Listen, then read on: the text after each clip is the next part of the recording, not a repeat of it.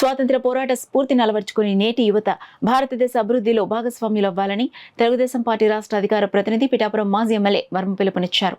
స్వాతంత్ర్య పోరాట స్ఫూర్తిని అలవర్చుకుని నేటి యువత భారతదేశ అభివృద్ధిలో భాగస్వామ్యులు కావాలని తెలుగుదేశం పార్టీ రాష్ట్ర అధికార ప్రతినిధి పిఠాపురం మాజీ ఎమ్మెల్యే వర్మ పిలుపునిచ్చారు. దేశ 78వ స్వాతంత్ర్య దినోత్సవ వేడుకలను పిఠాపురం మహారాజకోట ఆవరణలో గల తెలుగుదేశం పార్టీ కార్యాలయంలో ఘనంగా నిర్వహించారు. మాజీ ఎమ్మెల్యే వర్మ జాతీయ జెండాను ఎగురవేశారు. అనంతరం పిఠాపురం పట్టణం ఎస్ఎఫ్ఎస్ స్కూల్లోను అదేవిధంగా ఆర్ఆర్బీహెచ్ఆర్ డిగ్రీ కాలేజీలోను మాజీ వర్మ జాతీయ జెండాను ఎగురవేశారు. ఈ సందర్భంగా మాజీ ఎమ్మెల్యే వర్మ మీడియాతో మాట్లాడారు.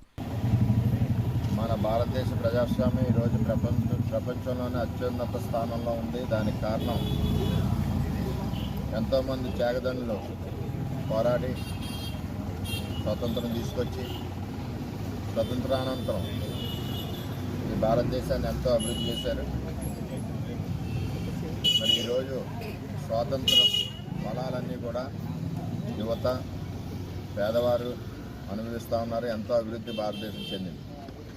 అందులో భాగంగానే మరి చంద్రబాబు నాయుడు గారు కూడా పేదలకి పట్టెడు అన్నం పెట్టాలని చెప్పి ఇప్పుడు అన్నం పెట్టాలని అన్నా క్యాంటీన్ కూడా మరి ఈరోజే స్వాతంత్ర దినోత్సవం రోజునే ప్రారంభించడం చాలా ఆనందదాయకం.